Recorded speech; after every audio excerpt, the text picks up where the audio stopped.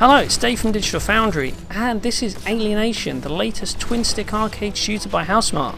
Now, the developers always put advanced rendering technology at the heart of its games, and this one is no exception, with physics-driven dynamic effects right in the forefront of the experience.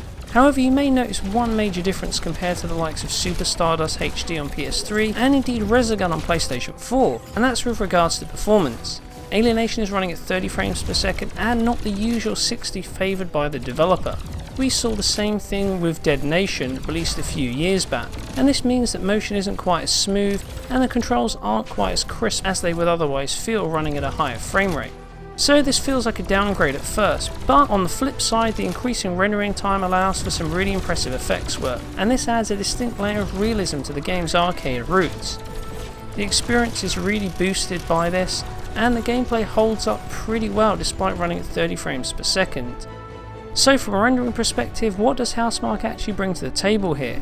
Well, as expected, Alienation runs at 1080p, presenting the action with ample clarity, and on top of that we have a physically based rendering setup. And well, the key draw here is that it allows surfaces to react realistically to lighting. Some metals, rubber, rock and glass all appear natural despite the game's stylized presentation, and this really adds an authentic look to these elements. For example, the interior of the alien spaceship in this scene uses more specular, adding extra sheen to the metallic corridors inside.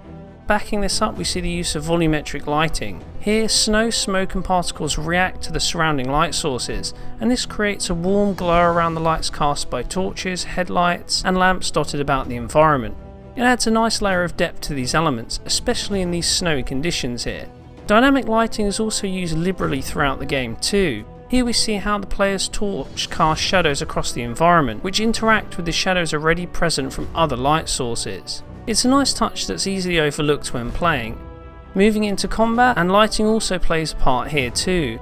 Muzzle flashes and projectiles also cast light sources across the screen, upping the spectacle in these scenes. So there's some really neat touches with the game's lighting model, but that's just the tip of the iceberg in Alienation. You'll be blowing up stuff a lot in the game, and physics-based elements play a key part in this. Take a look here and we can see trees get cut down when shot, and even blasting away buildings see them crumble and fall apart. And what's really cool here is that the bricks and debris actually interact with bullets and the characters as you walk through them. The use of physics also extends to the particle and wind systems, so we see gusts of snow bouncing and swirling off cars, buildings and other parts of the environment. These also react to dynamic objects, so for example helicopter blades cut through the snow, changing their direction as the air is pushed around. A similar effect can also be seen when shooting high-powered weapons as well. Another nice touch comes in the form of fluid simulation, demonstrated here as we walk back and forth across the puddle on the ground. Ripples are not only formed by the falling rain, but also by our footsteps, which actually changes the body of water itself, rather than just being created from, say, a simple normal map animation. The effect looks pretty cool, and it adds a layer of interactivity of the game we wouldn't really expect from an arcade shooter. So with all these technically demanding features in play, it's clear why Housemarque is targeting 30 frames per second for Alienation. The knock-on effect of running at this frame rate means that gameplay doesn't feel quite as crisp as it did in Resogun or other fast-paced arcade shooters that run at double the frame rate. This is the one aspect that's a little disappointing about the game. The controls feel heavier and it takes a while to adjust. In particular, walking feels a little bit sluggish. Thankfully, the aiming still feels pretty snappy, so shooting down hordes of aliens isn't a problem, but it just could be a touch more responsive. The other thing that sticks out with the frame rate running at 30 FPS is that motion handling isn't quite so fluid. This is a top-down action game, and as the camera moves across the environment we do get some judder. Now this isn't anything out of the ordinary for a title running at 30 frames per second, and on the plus side, performance is almost perfectly solid. The gameplay at least feels consistent, even if the refresh isn't quite as smooth as it should be. Of course, we'd love to see the game running at 60 frames per second, but that's just not possible on PlayStation 4 hardware. However, PlayStation Neo, that's another story. With double the GPU power available, then well, 60 frames per second becomes a real possibility, and we'd really like to see Housemarque patch the game to enable this.